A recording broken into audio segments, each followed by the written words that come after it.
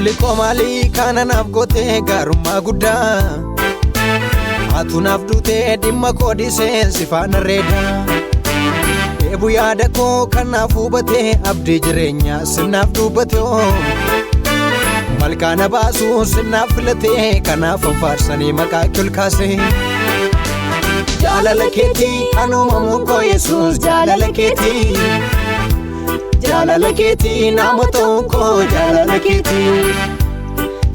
keetii har'a ga'uun koo jaalala keetii bor jiraachuun koo jaalala keetii har'a ga'uun koo jaalala keetii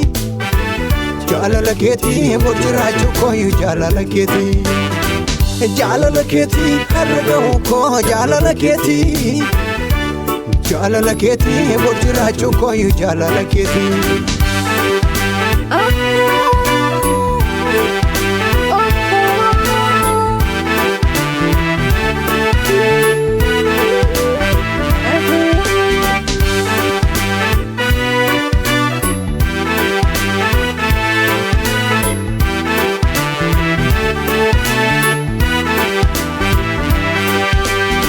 Ammaan jedhuun olii tolli kee naatti na baatee gindillaa jechaatti nan bifnee kakuu kee gaajjettee ol na kaaftee kosirraa.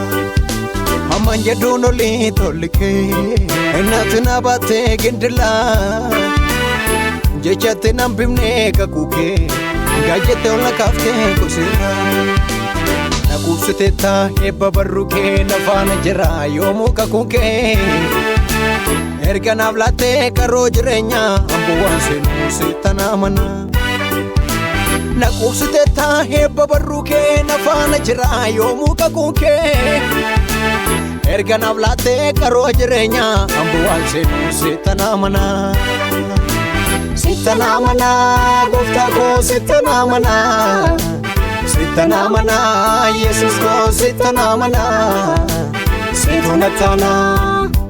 Seettan amana gooftaa koo seettan amana. Seettan amana Yesuus koo seettan amana. Seetu nattaana.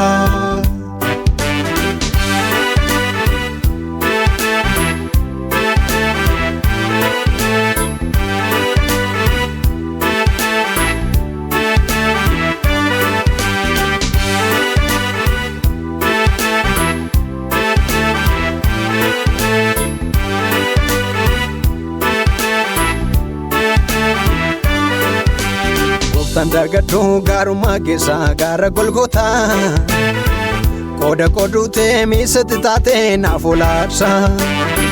Milkoomina kooti Yesuus saatanaaf hundee nagaa koo ansiifan kennaa hoon harkaa fudhuu guutuu bara koo. Milkoomina kooti Yesuus saatanaaf hundee nagaa koo ansiifan kennaa hoon harkaa fudhuu guutuu bara koo. Milkoomina kooti Yesuus saatanaaf hundee nagaa koo ansiifan kennaa hoon harkaa fudhuu guutuu bara koo.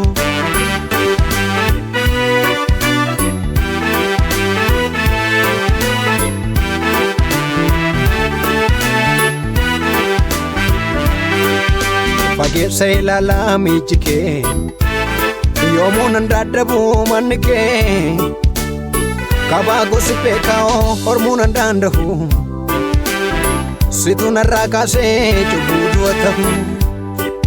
Fageessa ilaalaa miiji kee yoomuu nan dadhabuu manni kee kabaa gosi beekaa'oo hormii nan danda'u situ narraa kaasee cubbuu du'a ta'u.